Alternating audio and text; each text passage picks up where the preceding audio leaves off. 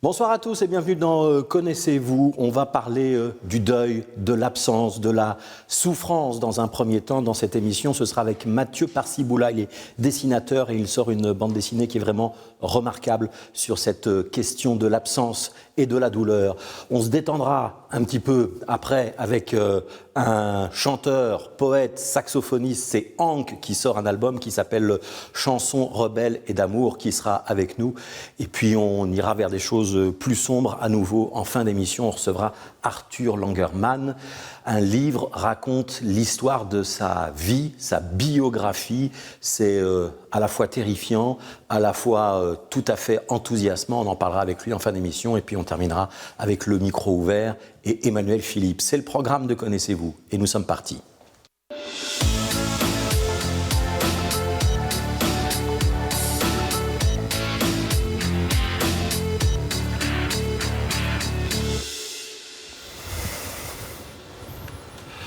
Bonjour Mathieu Parciboula.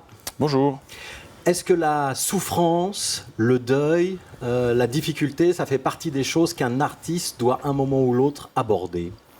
Ben oui, je pense. Je pense que c'est avant tout présent dans chaque œuvre de l'artiste. C'est omniprésent dans chaque histoire. De toute façon, c'est un sujet universel. L'amour, le deuil, la souffrance, le manque. Je pense qu'on écrit avant tout pour ça. Avant tout pour ça. Pourtant, vous n'avez pas toujours écrit pour ça ou dessiné pour ça, puisque vous êtes dessinateur, vous. Ouais. Là, pour l'occurrence, pour ce livre-là, je suis aussi l'auteur, mais non, effectivement, le premier livre que j'ai sorti, c'était une enquête sur des zones d'attente pour personnes en instance en France. Donc les personnes qui sont en demande d'asile ou dont l'asile a été refusé, qui zonent entre guillemets dans ces zones d'attente des aéroports. C'est une espèce de zone tampon, on ne sait pas très bien où on est. Hein. Oui, exactement. On dit que c'est une zone d'attente, mais ça ressemble plutôt à une prison. Et donc ça, c'était l'adaptation d'une thèse. Mais je pense que dans cette adaptation-là et dans ce sujet-là, les personnages, enfin les personnes qui sont amenées dans ces zones d'attente ont aussi le manque de leur pays, le manque de leurs proches. Donc finalement, il y a aussi ce sujet-là dans ce livre. Ouais.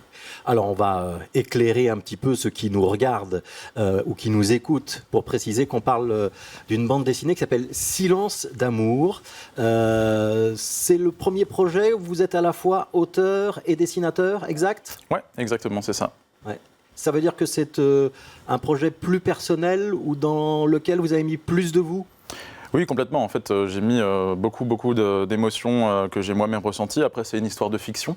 Donc c'est pas autobiographique, j'ai pas vécu ce deuil, mais c'était des sujets que j'ai voulu explorer, avec également la présence forte d'un personnage qu'on ne voit pas tout de suite, mais qui est l'Italie dans ce livre, qui est un personnage à part entière. Ouais. Vous aimez l'Italie ?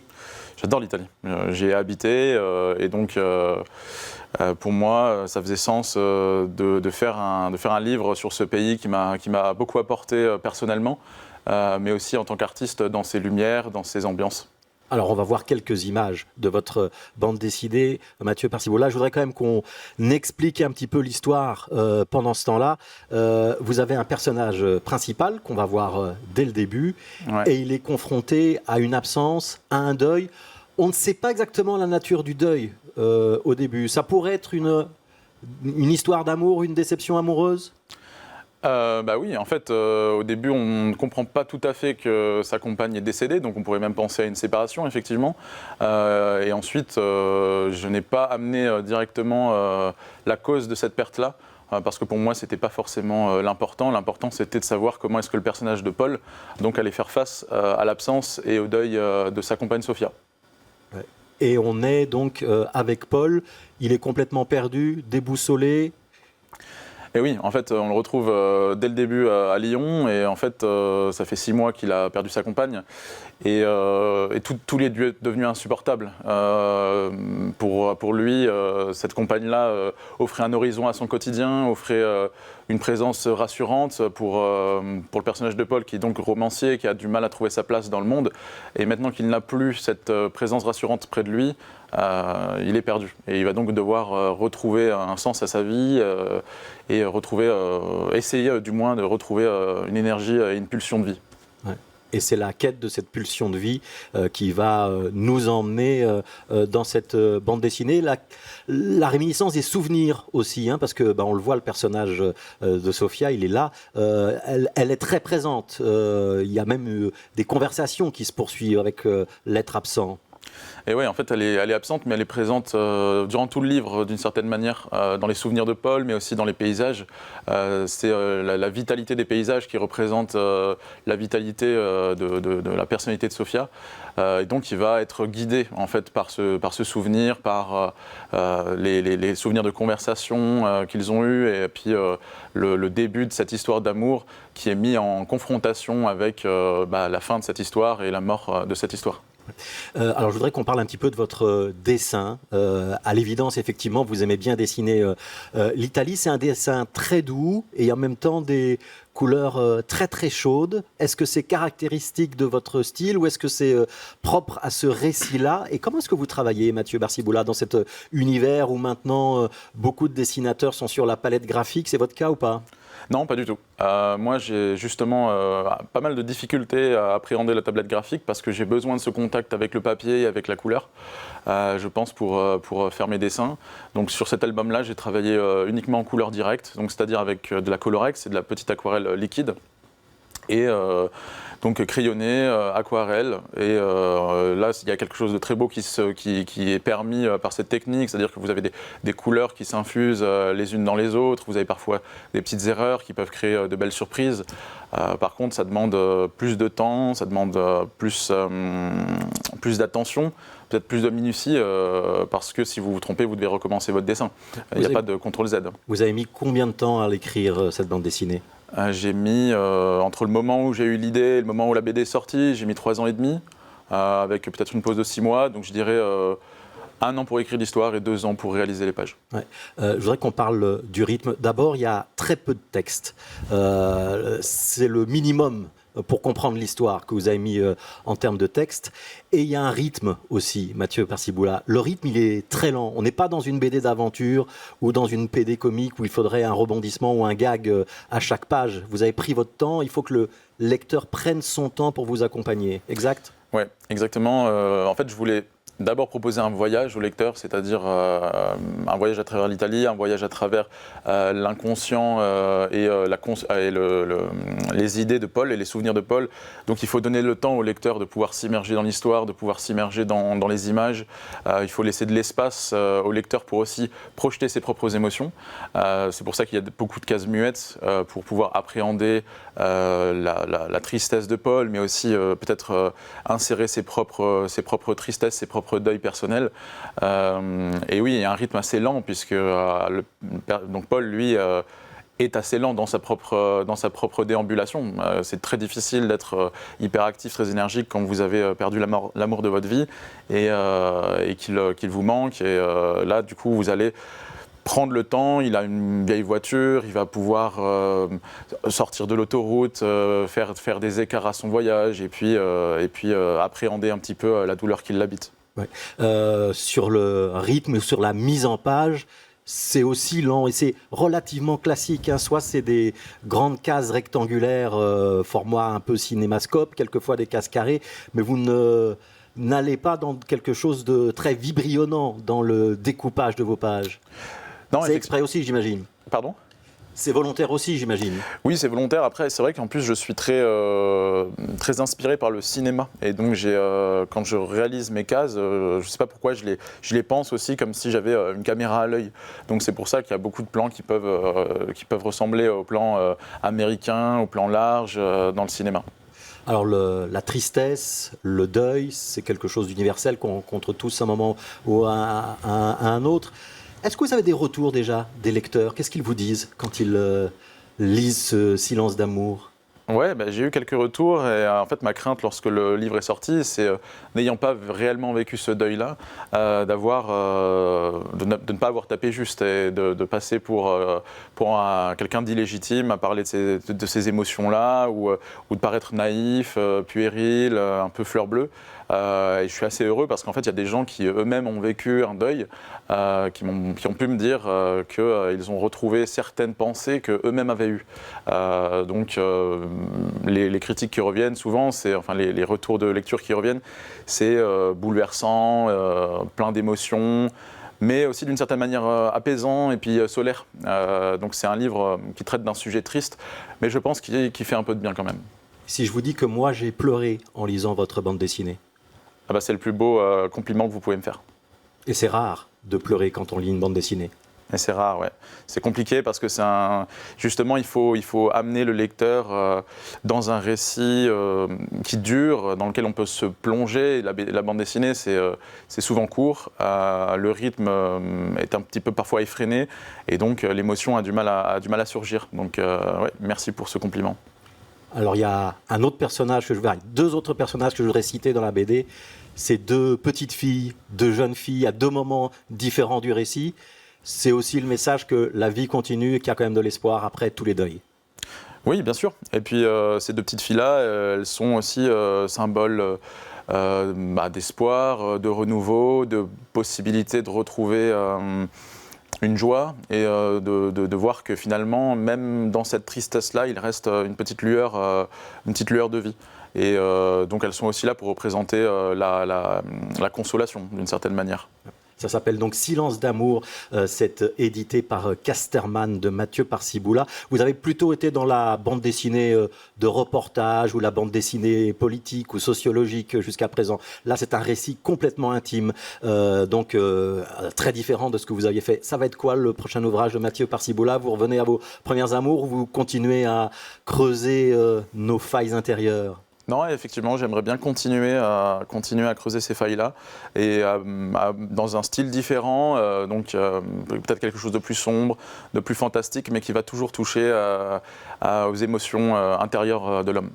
Alors je vous propose, à votre gauche, il y a votre bande dessinée, vous l'avez sûrement vue, et juste en dessous, il y a un vinyle, ou la pochette d'un vinyle. Ouais. On va accueillir un artiste, j'imagine que vous ne le connaissez pas? Non, pas du tout. Est-ce que vous pourriez imaginer de quoi on va parler, de quel style on va être, rien qu'en analysant la pochette de l'album, vous qui êtes un homme de l'image? Alors, je dirais quelque chose d'assez calme, peut-être du chant. Je vois chanson rebelle et d'amour, donc quelque chose d'un petit peu poétique, avec une musique jazzy, je sais pas, ouais, un peu jazz. Vous n'êtes pas loin de la réalité, c'est pas mal. On va accueillir Hank.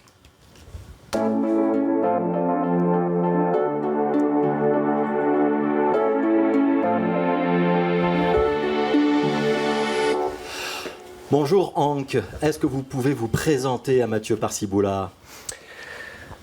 Bonjour Mathieu. Bonjour. Je vais me présenter, oui, je suis chanteur, voilà, c'est juste, c'est bien vu. Je fais des chansons rebelles et d'amour, c'est des chansons... J'ai comment me présenter, voilà, c'est du folk, un peu rock, un peu jazz. J'étais saxophoniste pendant longtemps et je suis chanteur depuis un bon moment et c'est mon premier album de chansons. Mathieu Parciboula a dit poète. Ça me flatte, mais on ne se connaît pas, donc voilà, c'est récemment que quelques personnes apprécient les textes que j'écris. J'écris moi-même les chansons, donc je compose la musique. Okay. Et puis je travaille avec des musiciens pour enregistrer cet album en particulier. Et oui, tant mieux, poète. Hank, dans ce que Mathieu Parciboula a dit tout à l'heure et le travail qu'il a présenté, c'est le genre de choses qui pourraient vous toucher, vous inspirer, qui pourraient rejoindre votre univers? Mais tout à fait. Peut-être les couleurs d'ailleurs, un peu les couleurs chaudes de la photo, oui. Et puis la question du deuil m'habite pour des raisons tout à fait personnelles aussi, mais ces questions en quelque sorte d'alchimie, on va dire, ou de transformation, Il y a d'ailleurs une chanson qui s'appelle Plomb et plume, transformer le plomb en plume, un petit jeu de mots, peut-être une petite allitération, mais oui, il y a tout à fait des liens justement sur cette question-là, plutôt évoquer que dire, plutôt susciter des émotions plutôt que surligner ou forcer, enfin voilà, c'est des suggestions et c'est quelque chose, oui, poétique, au sens où moi je ne connaissais pas votre travail et oui, il y a des liens, certainement, oui, tout à fait. Est-ce qu'on peut dire que la pudeur, c'est quelque chose d'important pour vous deux, Mathieu Parciboula, Hank? Ouais, pour moi, justement, quand j'ai écrit Silence d'amour, ça me semblait nécessaire pour respecter aussi les émotions qu'on peut ressentir. Et puis, je pense que tout est plus juste quand c'est un peu plus léger. Ouais. Vous êtes d'accord avec ça, Hank? Oui, c'est une politesse, non, la pudeur. Ouais. Voilà. Mais bon, peut-être ça se travaille aussi. Personne n'est parfait. Et parfois, on craque. On parlait des larmes tout à l'heure, ou vous parliez des larmes. Parfois, il y a cette gestion-là, ou le rire exagéré, mais une mesure et une façon d'être à l'écoute de soi-même aussi profondément et d'accepter ça sans être débordé par ça, en étant des humains, comme on est des humains, avec tout le mystère que ça a, toutes les difficultés que ça représente, mais toute la beauté que ça a. Et donc ça, oui, peut-être... je pense que ça s'apprend, que c'est pas inné, la pudeur, et que ça se cultive, peut-être. Ouais, Alors, je vous propose qu'on découvre votre univers, Hank. On va voir un extrait de votre musique et d'un titre qui s'appelle « Le naufrage ». Voici venu l'heure de l'adieu, c'est le naufrage, mais tes grands yeux, en tant que sourd, le désespoir, les chants du cygne, les au revoir, le bateau coule. Ô bel oiseau, l'orchestre déroule un fier tango. Le bateau danse, vagues affamées. L'orchestre balance un beau reggae.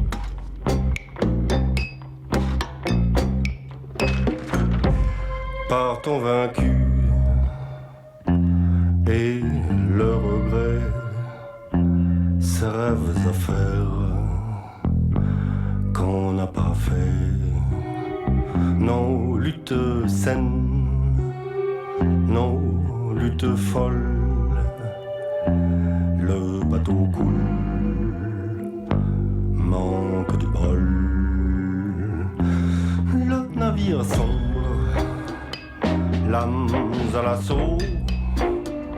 On danse son ombre, la calypso.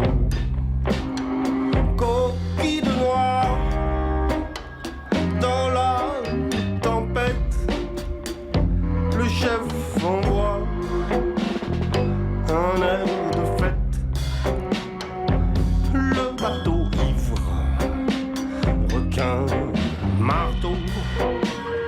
L'orchestre. Voilà, extrait du Naufrage, titre de Hank. On va demander d'abord à Mathieu Parciboula ce qu'il a pensé de cette musique et de ce clip qu'il vient de voir.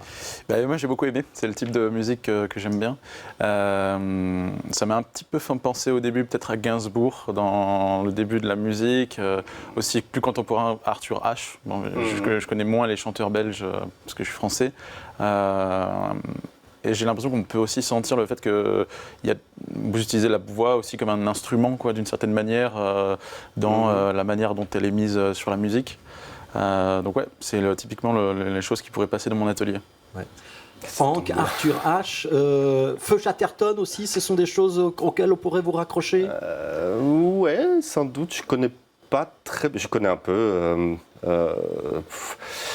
Je dois dire, d'ailleurs, c'est ça aussi qui m'a décidé, c'est un désir, je sais pas, je pensais à Buzzati, le désert des Tartares, par passer à côté de sa vie, c'était quelque chose que je voulais faire depuis longtemps. Et c'est au moment où on m'a comparé à plusieurs personnes et pas à une seule, on m'a parlé de Gainsbourg, on m'a parlé de Nougaro, on m'a parlé de Dick Annegarn, je sais pas, Arthur H, etc. C'est au moment où il y avait pas mal de monde, je me suis dit en fait, voilà, tout le monde ressemble à tout le monde, que je me suis dit je vais faire ça. Oui. On reparle de ce titre, donc ça s'appelle Le Naufrage, hein, donc c'est l'histoire d'un bateau qui prend la mer, à qui il arrive des aventures, et puis à la fin, il va sombrer, et à chaque moment de cette aventure correspond notamment une musique que vous associez à l'émotion du moment. Votre écriture, l'écriture des textes, elle est très travaillée. On peut dire de vous que le texte, c'est aussi important que la musique, ou comment est-ce que vous travaillez en fait? Et est-ce que les deux viennent ensemble, simultanément, l'un avant l'autre, l'un après l'autre? Ce que je préfère, c'est quand les deux viennent ensemble. Mais la plupart du temps, c'est le texte le texte est des bouts de choses, des petits éléments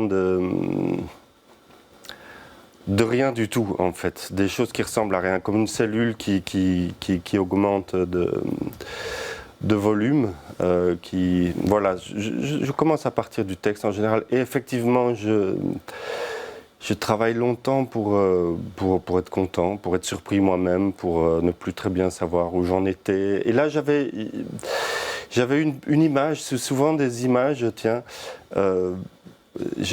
Ici, pour la vidéo, on s'est inspiré de Rembrandt, mais ici j'avais une image un peu, une sorte de cliché. Ça évoque quelque chose d'assez classique en quelque sorte. Et oui, j'ai travaillé longuement pour m'amuser et puis aussi pour raconter quelque chose un peu en filigrane, quelque chose de ça qui ressort, et j'y consacre du temps. C'est une activité assez saine d'écrire des chansons, d'écrire des textes bien.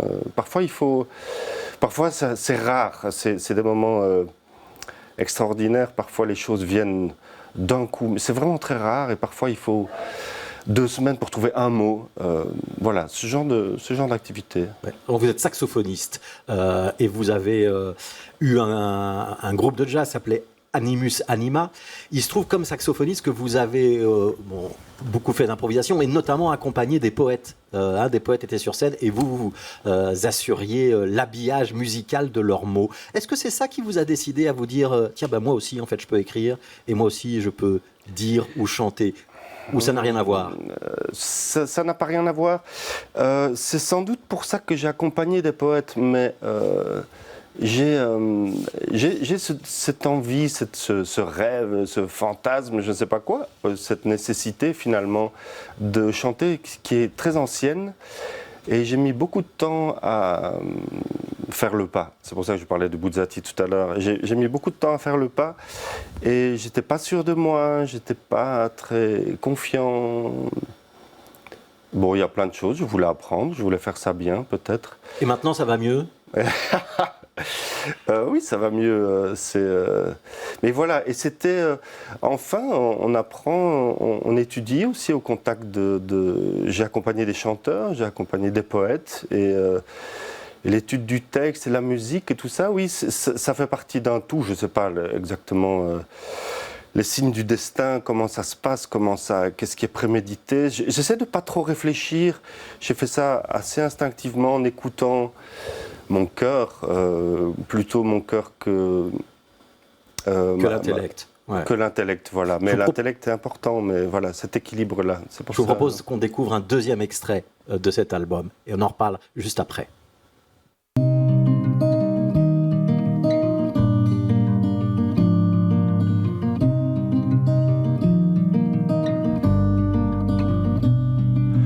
Viens sur la grève, viens le pied nu,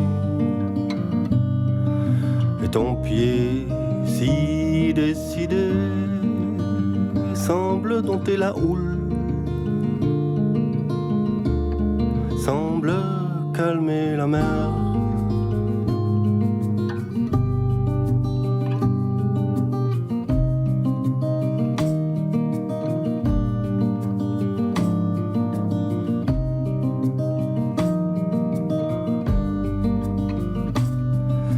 Viens dans la grève, viens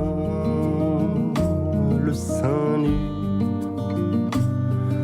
et ton sein si souverain semble animer la foule, semble égayer les cœurs.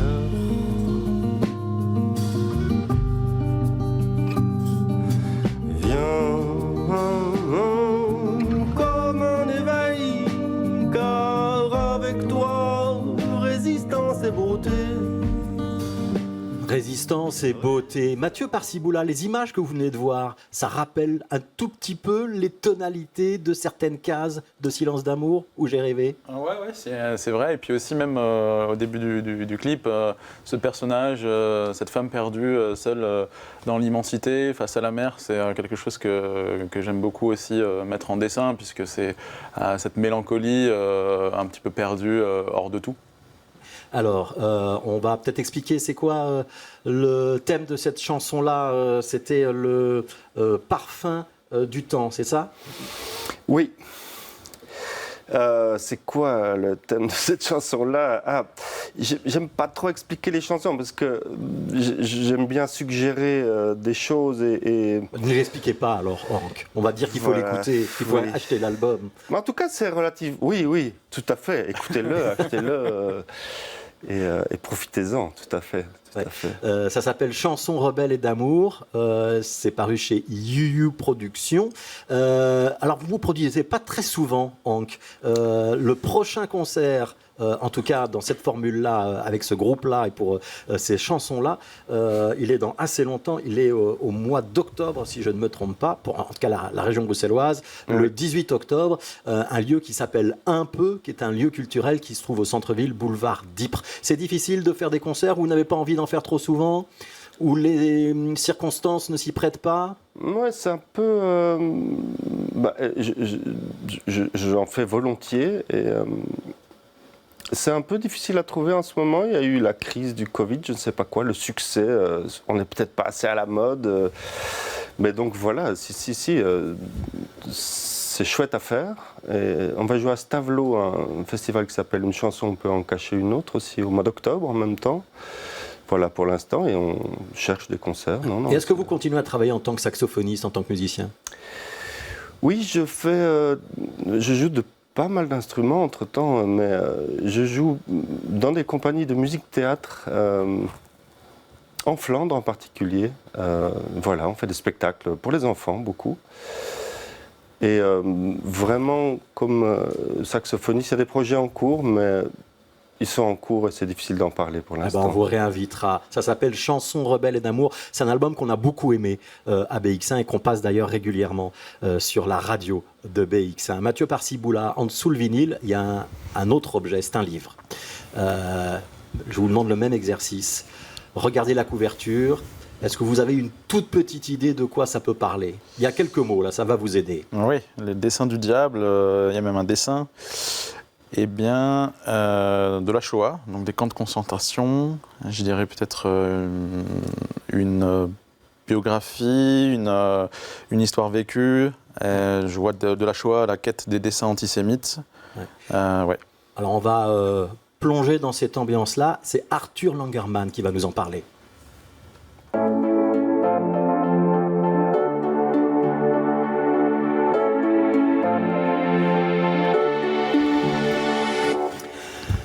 Bonjour Arthur Langerman. On va apporter une précision tout de suite. Habituellement, dans cette émission, on accueille des auteurs, des romanciers, des dessinateurs, des chanteurs.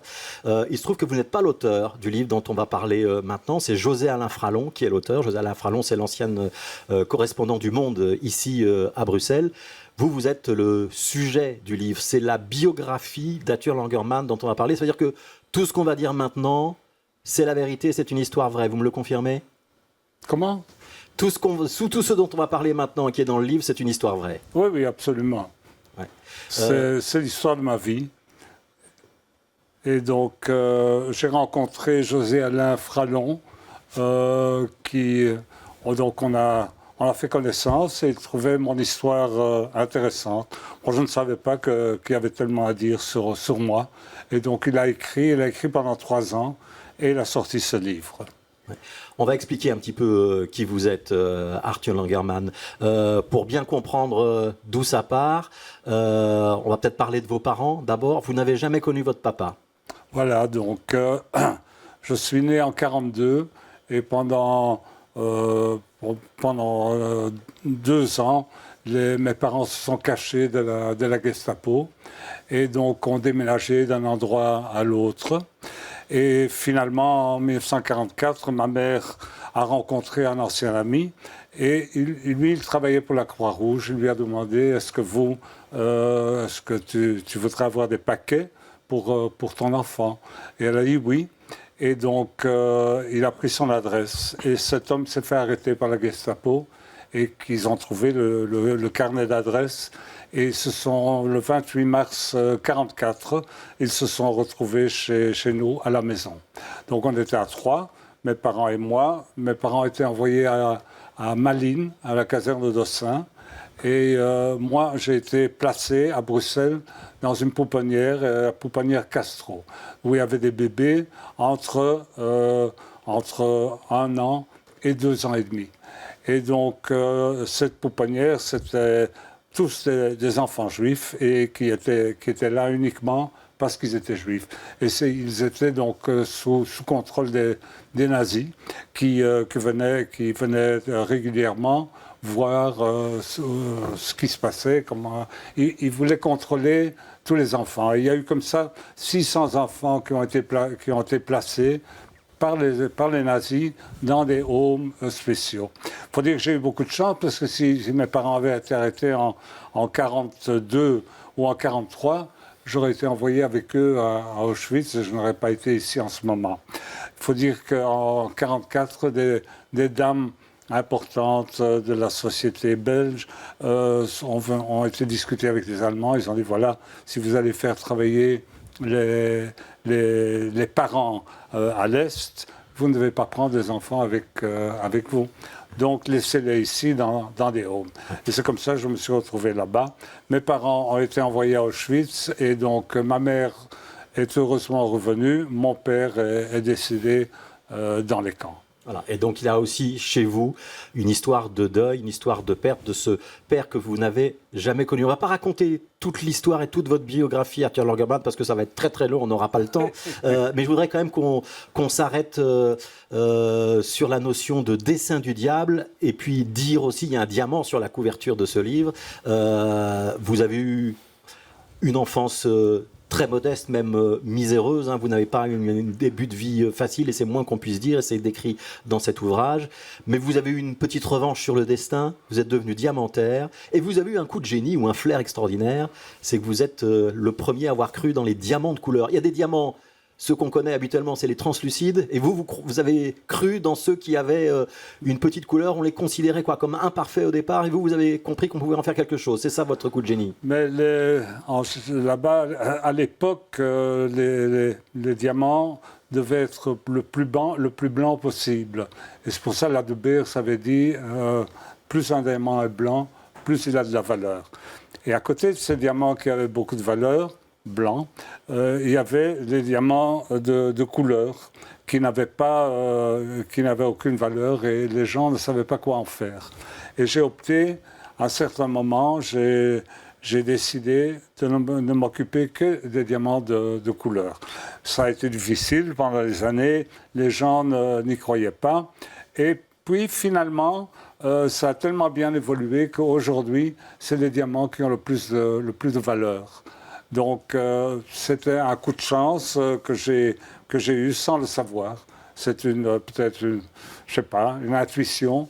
Et donc, j'ai collectionné ces diamants et Vous avez fait fortune, on peut le dire.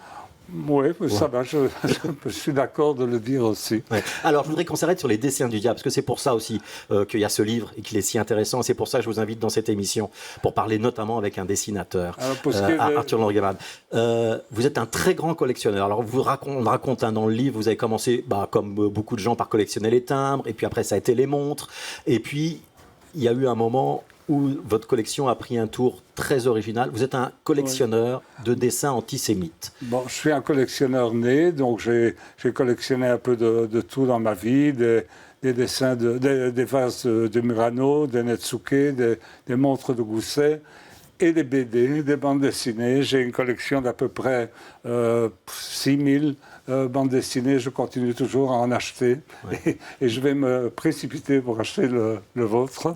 Sur la BD, d'ailleurs, vous dites que vous êtes plus franquin qu'Hergé. Comment ? Vous dites que vous êtes plus franquin que Hergé. Oui, c'est ça. puis Franquin était un génie. Je trouve que son dessin est tellement vivant et tellement humoristique et tellement extraordinaire. Hergé, c'est bon, il a inventé un petit bonhomme, Tintin. Je crois qu'on en fait beaucoup de cas, alors que je sais pas, Franquin était quand même beaucoup plus génial. Ouais. On ne va pas ouvrir cette controverse, si vous voulez bien. Alors, donc, pourquoi est-ce qu'un jour, vous décidez de collectionner les dessins antisémites? Qu'est-ce qui vous a mis sur cette piste-là? Je me trouvais dans les marchés aux puces, les marchés au vieux papier, et j'ai découvert des dessins horribles traitant des Juifs comme des insectes, des animaux, comme des horreurs.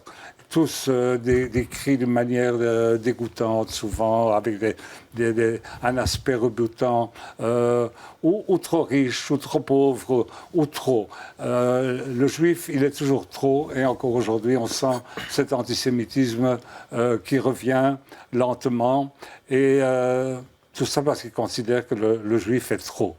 Et donc, j'ai commencé à collectionner alors tout ce qui était comme dessin antisémite, j'en ai trouvé dans des cartes postales, dans des posters, dans des tableaux, beaucoup de tableaux.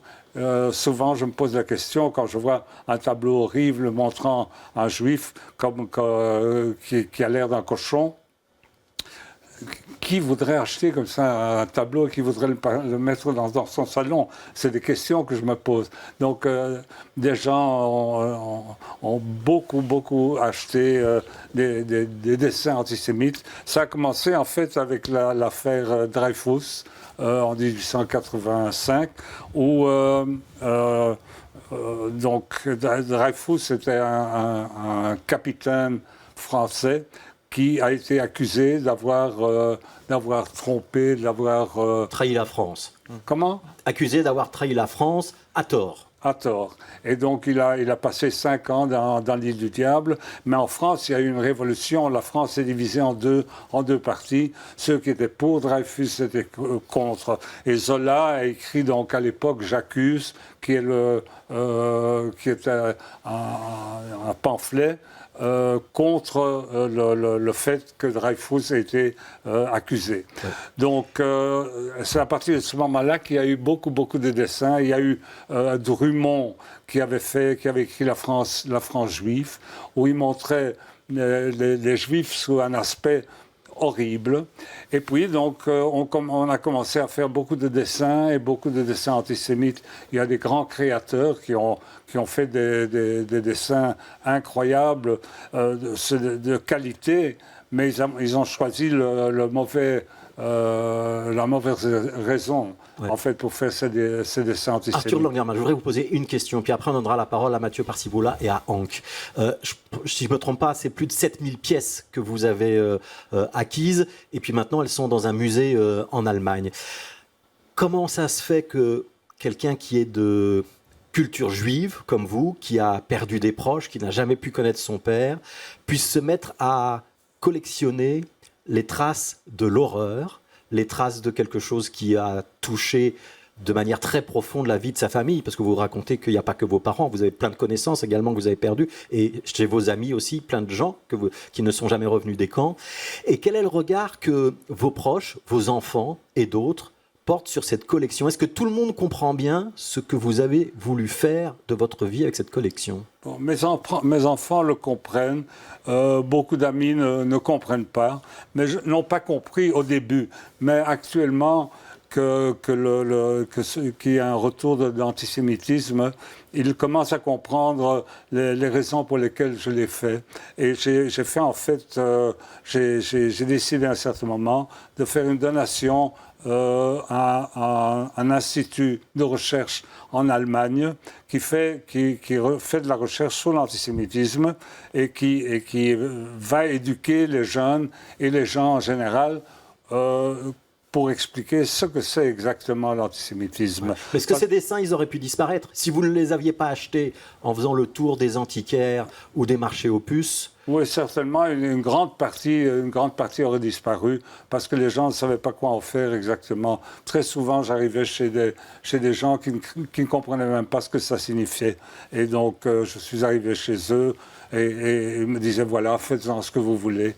Et j'ai acquis comme ça 10 000 pièces aujourd'hui, qui est la plus grande collection au monde de dessins antisémites. Mathieu Parciboula, j'aimerais avoir votre retour sur ce que vient d'expliquer Arthur Langermann, sur son parcours, et aussi sur la responsabilité de celui qui tient le crayon. Quand on dessine, il doit y avoir une intention ? Il y a toujours une intention quand on dessine, et en fait, dans cette idée-là, dans ce récit-là, la chose qui, moi, me touche et la question que je me pose, c'est comment est-ce qu'on peut utiliser son talent et passer autant de temps sur des dessins remplis de haine, quoi. Donc ça veut dire qu'on est habité par cette haine tout au long du dessin. Et le fait qu'il y ait autant de pièces, ça montre aussi que ça a été de manière assez générale accepté par la société de pouvoir diffuser ces dessins-là. Donc c'est aussi important de pouvoir les garder pour montrer aux générations futures que ça a existé et qu'on n'est pas à l'abri que ça revienne éventuellement, cette haine généralisée. Oui, mais il faut dire que c'était d'usage d'être antisémite à l'époque. Tout le monde l'était un peu, pas un peu, certains étaient beaucoup et certains étaient moins antisémites. Et je crois qu'en général, la société, aussi bien française que belge, parce qu'on ne sait pas qu'en Belgique, il y avait vraiment des groupes antisémites et qui détestaient les juifs. En France, il y a même eu des partis politiques antisémites. Donc c'était accepté par tout le monde, mais comme on ne tuait pas des gens avec ça, voilà, les juifs le supportaient tant soit peu. Mais lorsqu'il y a eu la guerre, qu'il y a eu 6 millions de juifs qui ont été tués, et dont 1,5 million d'enfants, là on a compris de quoi il s'agissait. Hank, quelle inspiration, quelle émotion ça inspire ce parcours d'Arthur Langermann ? Ah, du respect, c'est inspirant de voir justement des personnes qui traversent des épreuves particulièrement difficiles et puis qui en font quelque chose, qui transforment ça, qui magnifient, qui font une histoire plutôt dure. Je trouve ça, il y a une sorte d'humour, presque un sarcasme dans l'idée de collectionner des dessins antisémites. Et c'est mal, enfin ouais, il y a une ironie un peu. On a le droit d'être vis-à-vis de la barbarie, alors du racisme, de l'antisémitisme, on a le droit d'être sarcastique au minimum, mais de cultiver cette mémoire et c'est une dignité aussi, et de dire regarde la déshumanisation d'une image, d'une personne, d'une culture, d'une religion, à quoi ça peut mener. Et puis de toute façon, enfin, c'est marrant parce que quand j'en ai vu quelques-uns, je n'ai pas votre connaissance loin de là, j'en ai vu quelques-uns, mais ça nous paraît parfois tellement grotesque, tellement exagéré, caricatural, c'est pas possible, on peut pas croire à ça, et en même temps ça laisse des traces dans la société, dans l'inconscient collectif, je sais pas quoi, et ouais, ça me fait penser à je vais pas être trop bavard, mais ça me fait penser à un musée que j'avais visité, un musée qui existe sans doute pour les mêmes raisons, ça s'appelle le musée de la terreur à Budapest, qui témoigne des années sous le régime communiste, URSS en tout cas. Et voilà, il garde la mémoire de ça parce que c'est pas drôle d'aller visiter ce musée.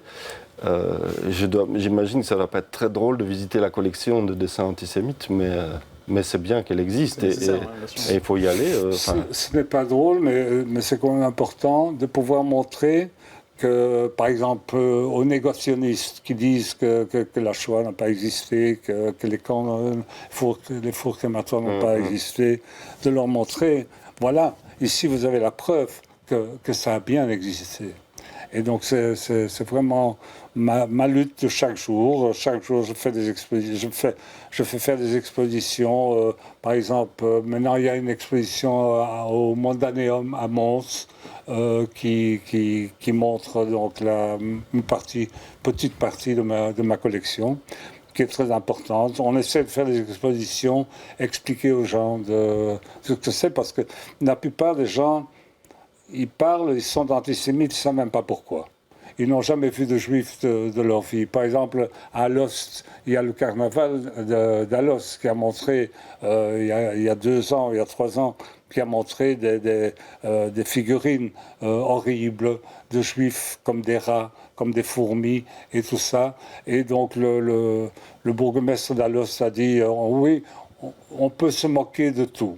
Mais donc il y a eu une forte réaction contre ça, qui a dit contre des choses pareilles, on peut pas se moquer. Il y a eu 6 millions de juifs qui sont morts pendant la guerre. On ne peut pas se moquer de ça. Moi j'ai eu 20 personnes de ma famille proche qui sont morts pendant la guerre. Mathieu Parciboula, est-ce que vous avez déjà fait du dessin de presse? Est-ce que le dessin satirique, c'est quelque chose que vous avez déjà approché, que vous avez déjà tenté ou jamais? Je l'ai déjà tenté en cours, parce qu'effectivement, il y a on a eu à apprendre justement comment traiter d'un sujet avec respect, mais tout en étant aussi satirique, sarcastique, un peu ironique.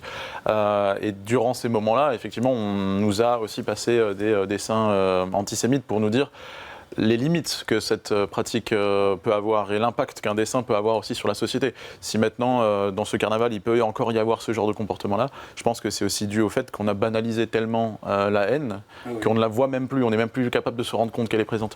Après, moi, c'est quelque chose qui m'intéresse moins parce que je suis plus dans la poésie, l'émotion, et c'est plutôt sur ça que je veux me concentrer.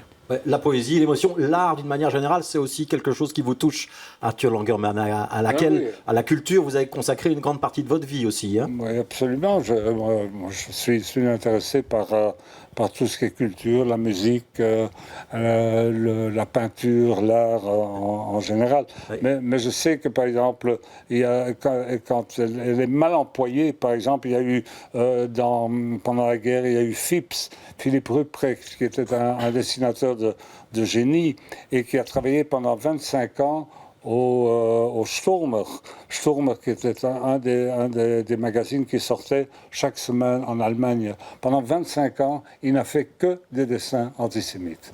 C'est effrayant. Et donc, après la guerre, il a reçu 10 ans de prison.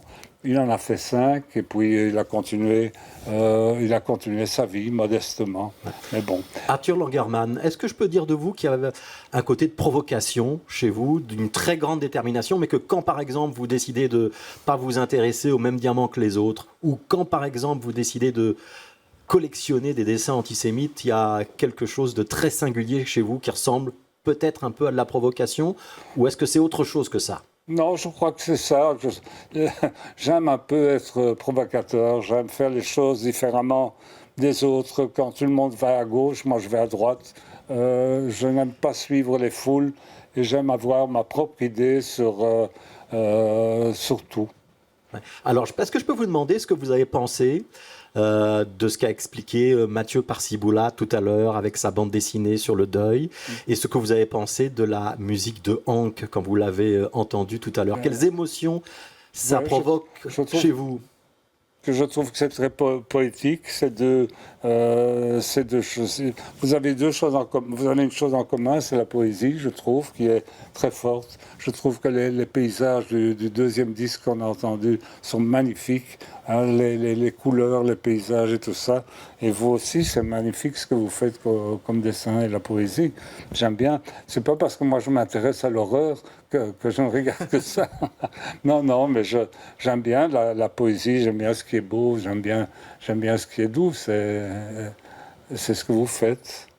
On a beaucoup parlé de deuil dans cette émission. Est-ce que vous avez fait le deuil, Arthur Langermann, ou est-ce que c'est quelque chose qui, dans votre cas, est impossible? Je crois que mon deuil, ça a été de faire cette collection qui était tout à fait une collection originale, qui n'avait mais qui m'a aidé finalement à sortir de ce deuil de la Shoah. Parce que c'est quand même, je dois vous dire que je vis avec la Shoah encore aujourd'hui. 80 ans après la guerre, je vis encore toujours chaque jour avec la Shoah. Je n'ai jamais connu mon père. La première fois que j'ai vu une photo de mon père, j'avais 40 ans. C'est vraiment des moments difficiles. Et c'est l'année passée que j'ai finalement découvert où il a été enterré, donc en Allemagne, dans les camps. Vous voyez, je continue à faire ces recherches pour savoir où en est passée ma famille. Mais je crois que c'est quelque chose qui est présent en moi depuis tout le temps. Et je crois que le fait de collectionner ces horreurs a été mon deuil. Est-ce que vous avez déjà écrit sur ce genre de thème, Hank? Est-ce que vous pourriez faire une chanson, un texte avec ça, ou c'est trop difficile? Il faut être confronté je sais pas, moi j'aime bien me confronter à ce genre de choses aussi. J'ai une chanson, dans cet album, il y a une chanson qui, d'une certaine façon, parle de ça, qui est une vision poétique du deuil. Qui est une histoire, si on veut, personnelle, mais je ne vais pas en parler de la même façon que je ne voulais pas parler de l'autre. Mais ça s'entend, ça se comprend, il ne faut pas avoir fait... il n'y a pas tellement à décrypter, ça s'appelle « Dans un arbre », voilà, c'est une histoire d'un arbre. Et ça me fait penser que... Oui, que je continue à faire ce genre de choses, que j'aime ça aussi, mais que aussi un bon témoignage, c'est d'apprendre aussi, parce que ceux à qui ça n'est pas arrivé, ça risque de leur arriver, de devoir faire des deuils ou de devoir vivre avec des choses qui sont plus ou moins difficiles. Il y a peut-être des gradations, on s'entend là-dessus, mais... Mathieu Marciboula, est-ce que... D'apprendre à vivre avec ses morts, c'est ça que je veux dire.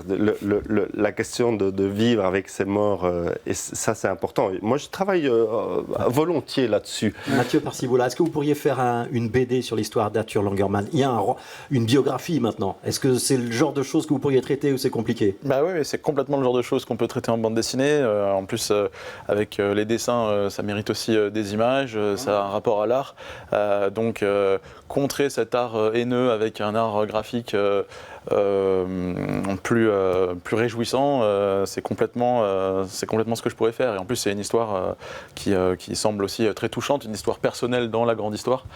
Donc ouais, c'est très propice à ce genre d'ouvrage. Voilà, et on n'a pas tout dit, mais il a eu un parcours incroyable, Arthur Langermann, avec beaucoup de détails collectés par José Alain Fralon. Merci à tous les trois d'avoir participé à cette émission. Mathieu Marciboula, ça s'appelle Silence d'amour. C'est une bande dessinée sur le deuil. Les dessins sont magnifiques et l'émotion est vraiment poignante.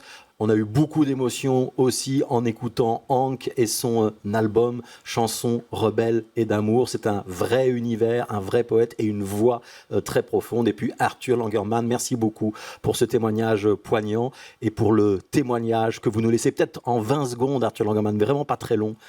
Pour les jeunes gens, les jeunes filles qui nous regardent, un message en 2-3 phrases. Mais le message que je peux donner aux jeunes, c'est ne laissez pas vous entraîner, ne laissez pas vous laisser entraîner par les médias qu'il y a aujourd'hui, qui partagent le mensonge, qui partagent l'invention et qui vous manipulent. Essayez de ne pas rentrer dans ce jeu de manipulation qu'il y a aujourd'hui. La jeunesse devrait, avant de prendre une décision, avant de crier dans les rues, avant de faire tout ça, mieux s'informer sur le sujet, sur le sujet de quoi il parle. Merci Arthur Langermann. On va retrouver Emmanuel Philippe dans notre micro ouvert avec un texte de son cru. Ça s'appelle « L'Empire de l'emprise ».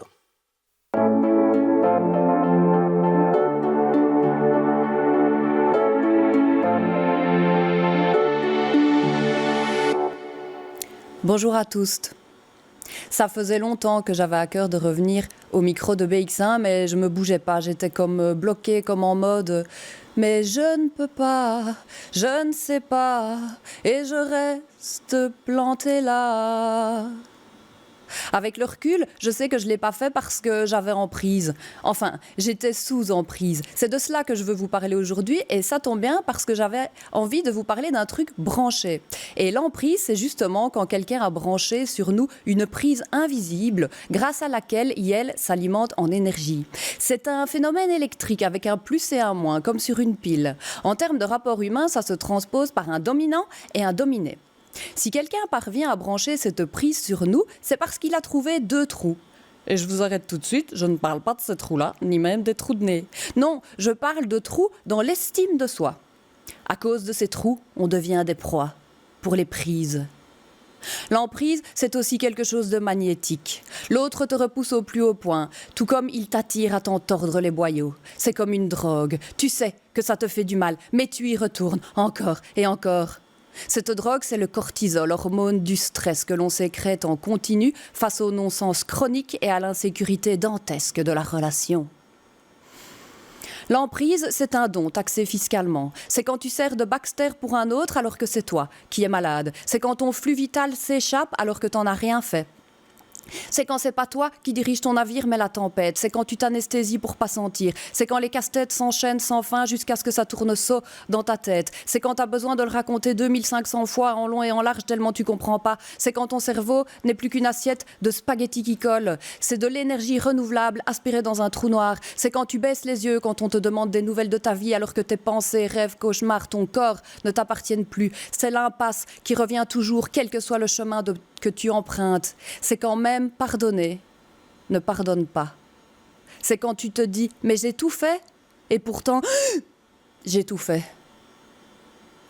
Pas très drôle, me direz-vous, mais si, réfléchissez, l'emprise c'est quand même les relations de pouvoir qui priment sur l'amour et l'échange. Ce sont les sectes, l'esclavage, les tyrannies, les relations toxiques, les inégalités nord-sud, hommes-femmes, les abus, le racisme. C'est la traite des ressources humaines, c'est la colonisation, la post-colonisation, c'est le colon irrité, la maltraitance, la torture. Les lois ne font plus les hommes, mais quelques hommes font la loi. C'est l'anti-amour, l'anti-potentialisation des capacités humaines. Vous voyez toujours pas ce qu'il y a de drôle ? Ce qu'il y a de drôle, c'est que si on peut commencer à prétendre faire des blagues sur ce sujet, ça veut dire qu'on commence à pouvoir le mettre à distance. Ça veut dire que ce truc qui était invisible, acquis, intégré, on commence à l'extraire, le lire, le décoder. Ce qu'il y a de réjouissant, c'est que quand on en aura fini avec ça, ça y est, on pourra enfin vivre et respirer plein poumon sur la belle verte. Bisous. L'Empire de l'emprise, texte donc d'Emmanuel Philippe. Emmanuel Philippe, vous pouvez la retrouver sur Facebook. C'est corps texte en 2 mots qu'il faut chercher pour trouver sa page. Merci d'avoir été une nouvelle fois au rendez-vous de Connaissez-vous et à très bientôt.